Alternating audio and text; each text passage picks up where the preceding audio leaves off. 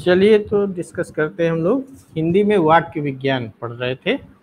वाक्य विज्ञान के अंतर्गत हम लोगों ने वाक्यों के भेद पढ़ रहे थे। वाक्यों के भेद में हम लोगों ने देखा था रचना की दृष्टि से वाक्यों के भेद, अर्थ की दृष्टि से वाक्यों के भेद, है ना। अब पढ़ना है हम लोगों को क्रिया की दृष्टि से वाक्यों के भेद। ठीक है, आवाज आ रही है? क्रिया की दृष्टि से वाक्य के भेद। क्रिया की दृष्टि से वाक्य 3 प्रकार के होते हैं। इसमें पहला है कृत प्रधान वाक्य, दूसरा है कर्म प्रधान वाक्य और तीसरा है भाव प्रधान वाक्य। कर्त प्रधान वाक्य, जिस वाक्य में कर्ता में प्रथमा और कर्म में द्वितीय विभक्ति होती है और क्रियापद पुरुष एवं वचनकर्ता के अधीन होता है, वह कृत प्रधान वाक्य कहलाता है। जैसे राम पुस्तक पढ़ रहा है, राम पुस्तक पढ़ रहा है। नेक्स्ट वाक्य है आपका कर्म प्रधान वाक्य, जिस वाक्य के कर्ता में तृतीया और कर्म में प्रथमा विभक्ति होती है तथा क्रियापद पर पुरुष एवं वचन प्रथमांत कर्म के अनुसार होता है, वह कर्मवाच्य वाक्य कहलाता है। जैसे कुंभकार घड़ा बना रहा है, कुंभकार घड़ा बना रहा है। ठीक।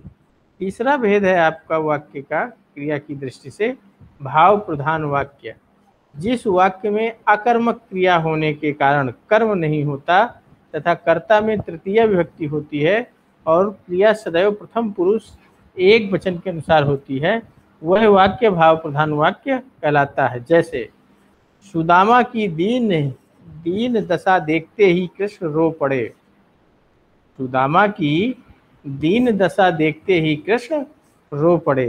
ये क्या कैसे वाक्य है? भाव प्रधान वाक्य है। ठीक। अब हम लोग देख लेते हैं जो वाक्य होते हैं उनकी क्या विशेषताएं हैं, कौन कौन सी विशेषताएं या गुण होते हैं वाक्यों के। ठीक। तो पहली विशेषता है सार्थकता। वाक्यों में जो है सार्थकता का होना जरूरी है। ठीक है, वाक्य में सार्थकता होना जरूरी है। ठीक है, वाक्य रचना में जो पद लिए जाएं वह सार्थक होने चाहिए, ध्यान रखिए। दूसरी विशेषता है योग्यता। इसका तात्पर्य यह है कि वाक्य में प्रयुक्त पदों में परस्पर संगति हो, पदों में प्रसंगानुकूल भाव का बोध कराने की योग्यता एवं क्षमता हो। नेक्स्ट विशेषता है आकांक्षा। आकांक्षा से अभिप्राय यह है कि वाक्य में इतनी शक्ति हो जिससे वह पूर्ण अर्थ या भाव व्यक्त करे, उसे सुनकर अर्थ या भाव को और अधिक जानने की जिज्ञासा ना रहे। सन्निधि, इससे तात्पर्य यह है कि वाक्य के पदों में सन्निधि हो, अर्थात वाक्य के पदों में समीप्य हो। समीप्य से क्या मतलब है? नजदीक हो। ठीक है, ताकि पदों का उच्चारण बिना विलंब के एक साथ किया जा सके। बिना विलंब के मतलब बिना देर किए हुए, ठीक है, उच्चारण किया जा सके। नेक्स्ट है अन्वयति। इसका अर्थ है कि व्याकरण की दृष्टि से वाक्य में एक रूपता होनी चाहिए। यह एक रूपता वाक्य के पदों में प्रायः वचन, कारक, लिंग तथा पुरुष की दृष्टि से होनी चाहिए। ठीक। तो ये वाक्य की कुछ विशेषताएं थी, जैसे सार्थकता, योग्यता, आकांक्षा, सन्निधि, अन्वयति। ठीक है, तो ध्यान रखिएगा। अब देखिए हिंदी में वाक्य रचना कैसे करते हैं। हिंदी शिक्षण में वाक्य रचना कैसे करते हैं, तो देखिए वाक्य रचना के कुछ नियम हैं। ठीक है, उन नियमों को ध्यान में रखते हुए ही हम लोग जो है हिंदी में वाक्य रचना करते हैं, जिसमें से पहला नियम है पदक्रम के नियम। पहला क्या है? पदक्रम के नियम। हिंदी वाक्य रचना में पदक्रम के कुछ सामान्य नियम है, ध्यान दीजिएगा। जैसे पहला है हिंदी वाक्य में पहले कर्ता फिर कर्म। हिंदी वाक्य में पहले कौन आता है? पहले कर्ता उसके बाद कर्म, यदि हो तो अंत में क्रिया होती है। जैसे राम पुस्तक पढ़ता है, इस वाक्य में कर्ता क्या है, कर्म क्या है और क्रिया क्या है? बताइए। राम पुस्तक पढ़ता है, कर्ता कर्म क्रिया बताना इस वाक्य में। राम पुस्तक पढ़ता है। आनंद बताओ। सर राम करता है। राम पुस्तक पढ़ता है। हाँ तो आनंद सर से राम पूछ रहे हैं। करता है। अच्छा ठीक आनंद है। से, मैंने आनंद कुछ से। कर दिया तो। जी सर। हम लोग बात कर रहे थे हिंदी में वाक्य रचना के नियमों की, जिसमें हम लोग पदक्रम के नियम की बात कर रहे थे। इसमें हमने पहला नियम बताया कि हिंदी वाक्य में पहले कर्ता फिर कर्म यदि हो और अंत में क्रिया आती है। एग्जाम्पल हमने दिया है, राम पुस्तक पढ़ता है। इसमें कर्ता क्या है, कर्म क्या है और क्रिया क्या है? आनंद बताइए।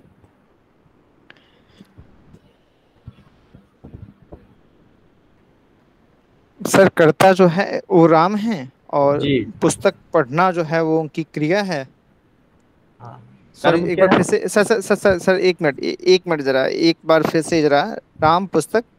पढ़ता है। इसमें कर्ता क्या है, कर्म क्या है और क्रिया क्या है, ये तीनों बताना।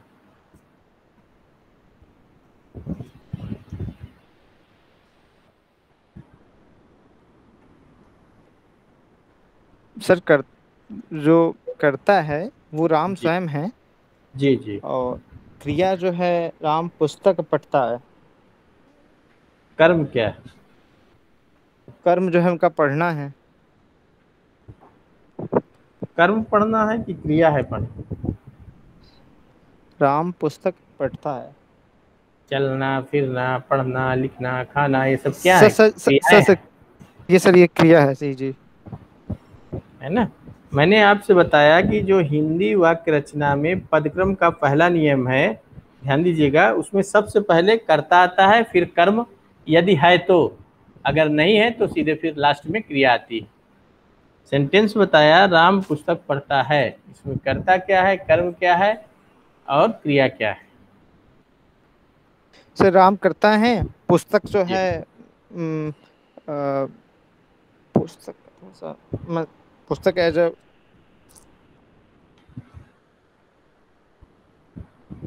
पढ़ना क्रिया है सर, और कर्ता कर्म, और सर क्या पूछा था सर? नहीं, हमने कहा कर्ता क्या है, कर्म क्या है और क्रिया क्या है इस वाक्य में, राम पुस्तक पढ़ता है।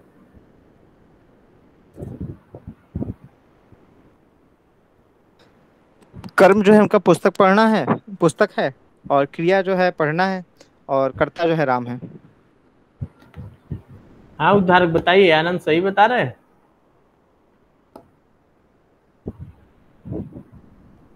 उद्धारक जी सही सर। बता रहे हैं? Yes sir. जी इसमें कर्म सर क्या है? कर्म पुस्तक है। सर। र- है कर्म की नहीं है, ये बताओ। सर पुस्तक पढ़ना तो पढ़ रहे क्रिया हैं ही वो लग रहा है, क्रिया है। दोनों एक मिला लिया जाए करके। हम्म। कर्म सर पुस्तक, जी तो सर। इसमें कर्म सर पुस्तक है, राम कर्म करता। पुस्तक है, और कर्ता जो है राम है, और क्रिया जो है पढ़ना है। हाँ आप बता चुके हैं आनंद, आपके क्वेश्चन को वेरीफाई कर रहे हैं और विद्यार्थियों से सर आपका इसमें तो सर प्रश्न का उत्तर कर्म सर है ही नहीं हाँ सर इसमें। सर पुस्तक भी तो सर वो अपने पुस्तक सर कर्म हो गया, हाँ।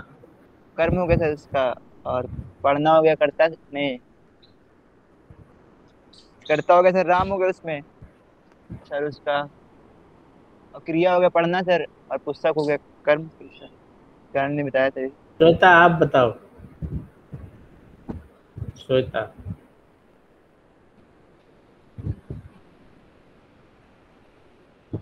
श्वेता का माइक्रोफोन नहीं ऑन हो रहा। करिश्मा। सर सर यही होगा, राम बताइए। करता होगा। सर राम करता होगा, पुस्तक कर्म और पढ़ता है क्रिया होगा, क्योंकि सर कर्ता ने कर्म को यहाँ पे क्या पढ़ रहा है, पुस्तक पढ़ रहा है, राम पुस्तक को पढ़ता है जहाँ से।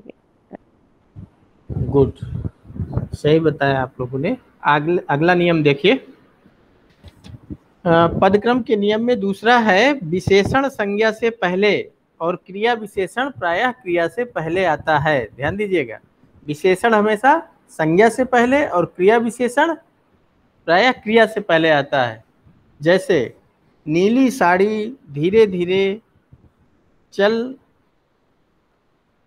रहा है,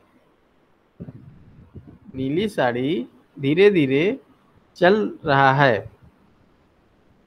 बताइए इसमें संज्ञा क्या है, विशेषण क्या है, क्रिया विशेषण क्या है?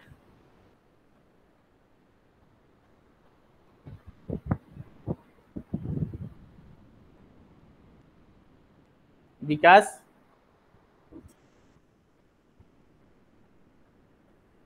सर जरा एक बार फिर से जरा कहें। सर। नीली साड़ी धीरे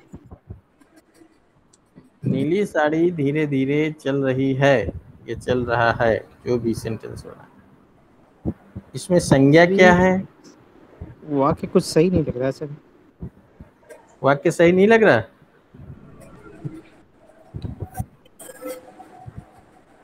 सर नीली विशेषण है, चलिए दूसरा वाक्य बना संज्ञा लेते हैं साड़ी पहले है, से। क्रिया क्रिया विशेषण धीरे धीरे चल। गुड गुड गुड गुड, एकदम सही पकड़े उदाहरक। ठीक है, यहाँ संज्ञा क्या है? साड़ी है। मैंने नियम बताया था कि संज्ञा के पहले, संज्ञा से पहले विशेषण आता है। तो यहाँ नीली क्या है? विशेषता बता रहा है, साड़ी नीली है। और धीरे धीरे क्या है? चलना तो क्रिया है, और धीरे धीरे चलना क्रिया विशेषण है। क्रिया की विशेषता बता रहा है ना, कैसे चल रहा है, धीरे धीरे चल रहा है। अभी मैं यहीं पे कह देता, हम लोग कह देते काला घोड़ा बहुत तीव्र गति से चल रहा है। बताइए आनंद, काला घोड़ा बहुत तीव्र गति से चल रहा है। सर काला जो है उसकी विशेषता है घोड़े की, और तीव्र हाँ। गति से क्रिया विशेषण हो गया। हाँ ठीक है, तो संज्ञा का विशेषण क्या है? काला घोड़ा, है ना। और क्रिया क्या है? तीव्र गति से चल रहा है। क्रिया तीव्र गति से है। अब नहीं, चलना जो है उसकी क्या है? दौड़ना, तीव्र दौड़ना या तेज दौड़ना। दौड़ना क्या है? उसकी क्रिया है। और तेज दौड़ना क्रिया विशेषण है। समझ में आ रहा? हाँ, क्रिया विशेषण। ठीक, तो इस तरह से ध्यान रखिएगा। अगला नियम है, सर्वनाम से पहले विशेषण नहीं आता है। ध्यान रखिएगा, सर्वनाम से पहले विशेषण नहीं आता है। जैसे वह सुंदर लड़की है, वह सुंदर लड़की है, इसमें विशेषण है?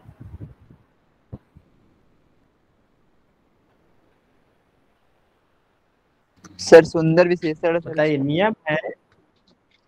हाँ, लेकिन नियम है कि सर्वनाम से पहले विशेषण नहीं आता है। यहाँ पर सर्वनाम क्या है? जी वह सर। है,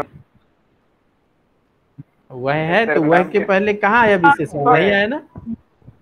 वह सुंदर नहीं। लड़की है, जी तो सर। ये लड़की क्या है?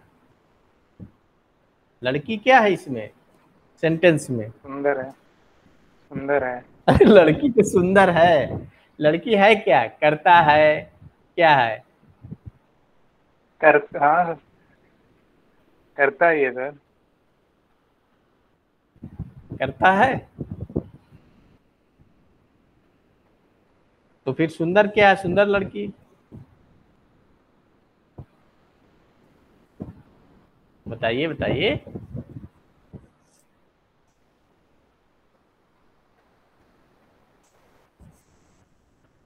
उद्धारक, आवाज आ रही है?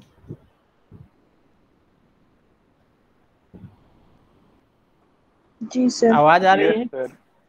हाँ रूबी, बताइए। वह सुंदर लड़की है, इसमें वह क्या है? सुंदर क्या है? लड़की क्या है? सर वह विशेषण है और सुंदर लड़की नहीं, वह सर्वनाम। हाँ हाँ, वह सर्वनाम है, सही कह रहे हैं। आगे बताइए।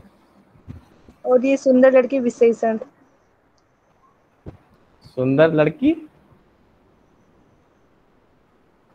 सुंदर लड़की क्या है? विशेषण है। सर सुंदर है विशेषण, लड़की नहीं।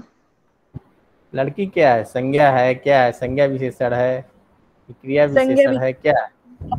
संज्ञा विशेषण है ना। Yes sir. भाई, संज्ञा की परिभाषा क्या होती है? किसी व्यक्ति वस्तु स्थान की दशा किसी बताने वाले व्यक्ति, वस्तु या स्थान की दशा बताने वाले को संज्ञा कहते हैं। संज्ञा कहते हैं। तो इसमें लड़की क्या है? संज्ञा है कि नहीं संज्ञा? सुंदर क्या संज्ञा विशेषण है? सुंदर वह क्या है? सर्वनाम है।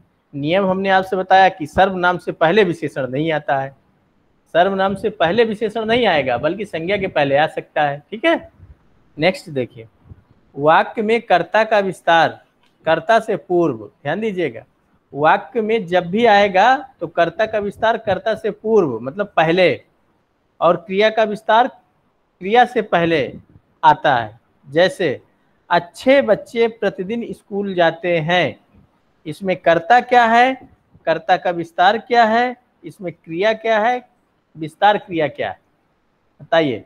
अच्छे बच्चे प्रतिदिन स्कूल जाते हैं, वाक्य लिख लीजिएगा, अच्छे बच्चे प्रतिदिन स्कूल जाते हैं। इसमें बताना है आपको कर्ता क्या है, कर्ता का विस्तार क्या है, इसमें क्रिया क्या है, क्रिया का विस्तार क्या है। बताओ आकाश गौतम। अच्छे बच्चे प्रतिदिन स्कूल जाते हैं। सर बच्चे सर यहाँ पे संज्ञा हो गए सर।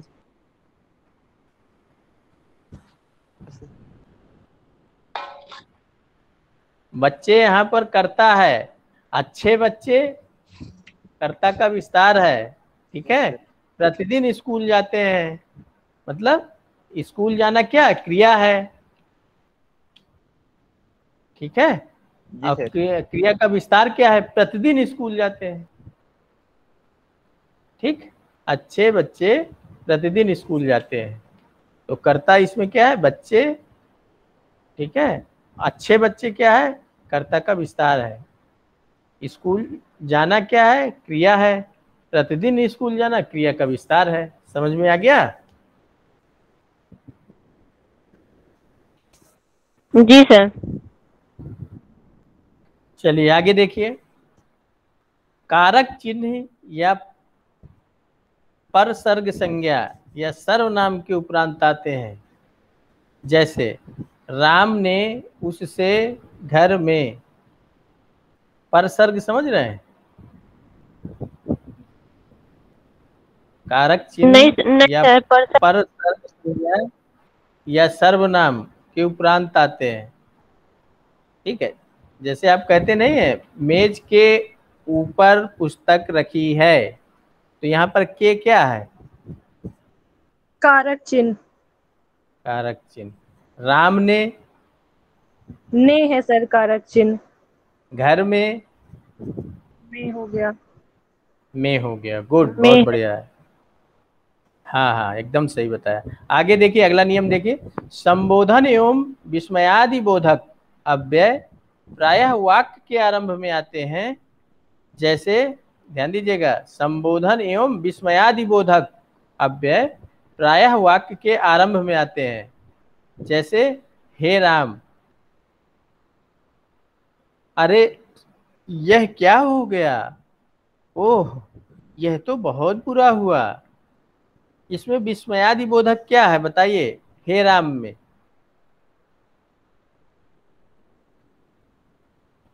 Sir oh.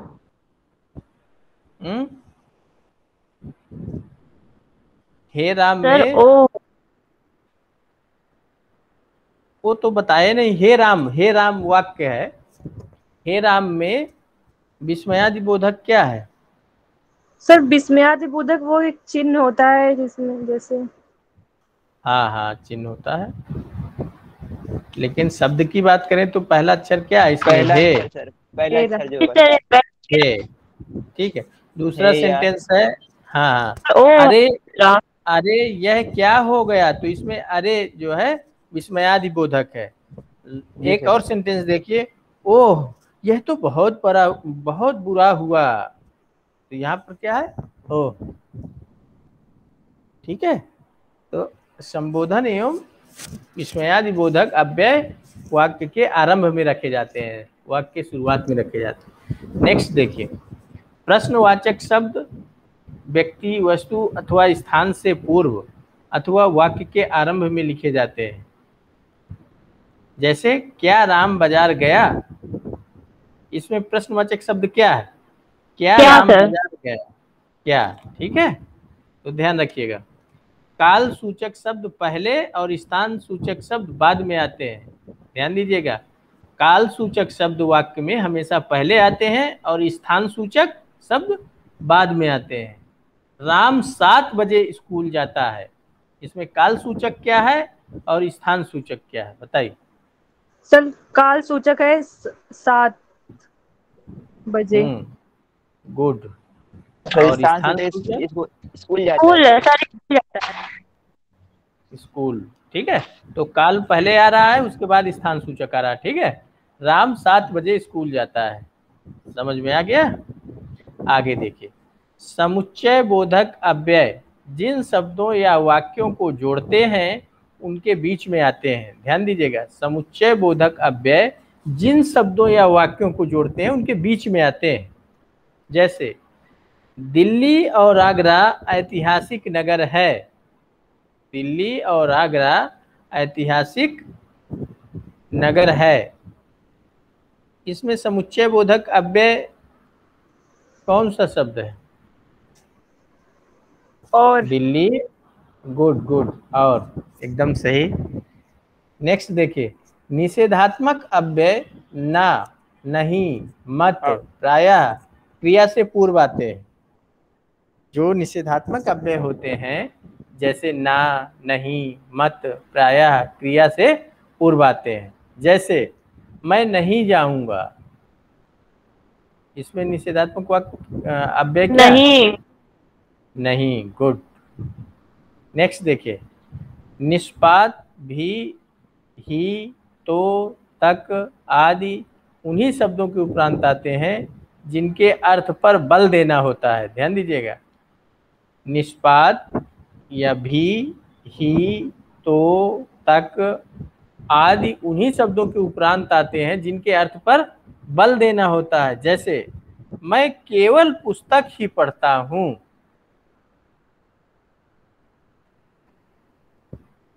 मैं केवल पुस्तक ही पढ़ता हूं। बताइए इसमें कौन से शब्द पे बल दिया जा रहा है? सर पुस्तक पे बल दिया जा रहा है। मैं केवल पुस्तक ही पढ़ता हूं, ठीक है, समझ गए आप। नेक्स्ट देखिए, मात्र, सिवा आदि का प्रयोग संबंधित शब्द से पहले होता है और बाद में भी होता है। जैसे मात्र 5 रुपए, पहला सेंटेंस क्या है? मात्र 5 रुपए। अथवा आप क्या कह सकते हैं? 5 रुपए मात्र। तो ये जो मात्र है वो शुरू में भी होता है और लास्ट में भी होता है। जैसे सेंटेंस आप बनाए, मात्र 5 रुपए या फिर 5 रुपए मात्र। लिखते नहीं हैं आप 500 ओनली, लिखा करते ना बैंक में, आप चेक बुक भरने जाते हो तो लिखते हो ना? जी सर।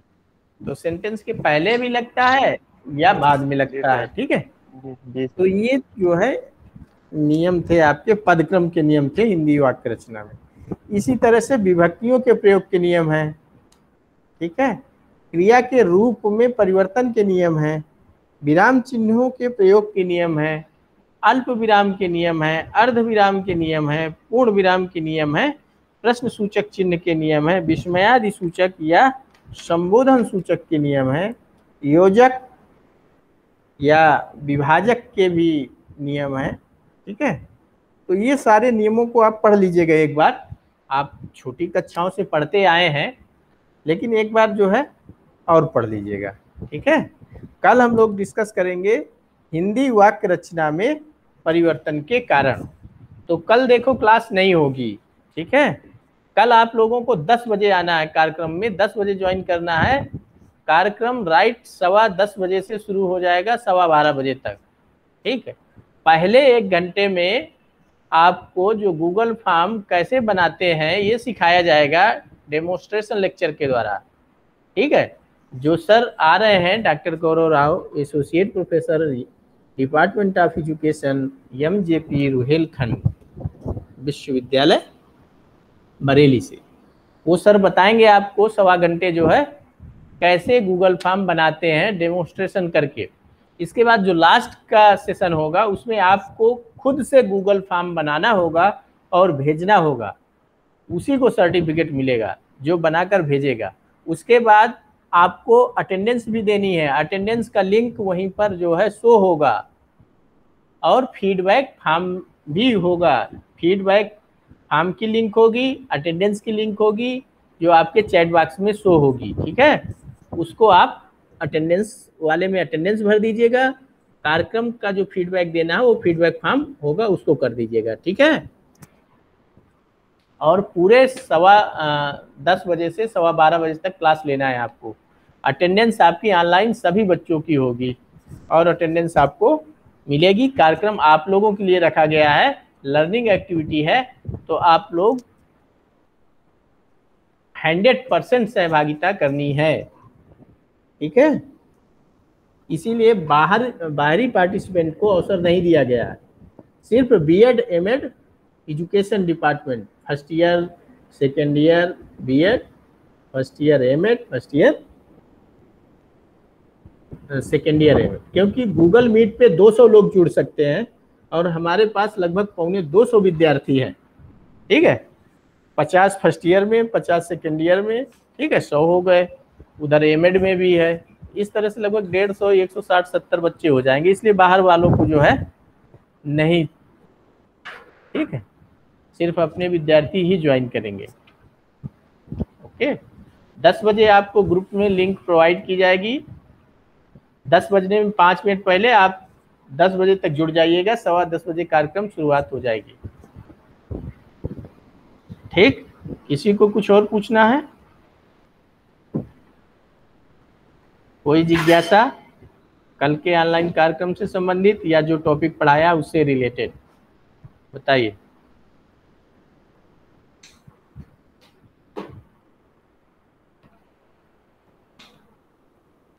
कुछ पूछना है? नहीं सर। तो क्लास समाप्त करें। Yes sir. Yes sir. चलिए क्लास को यही बंद। नमस्ते सर।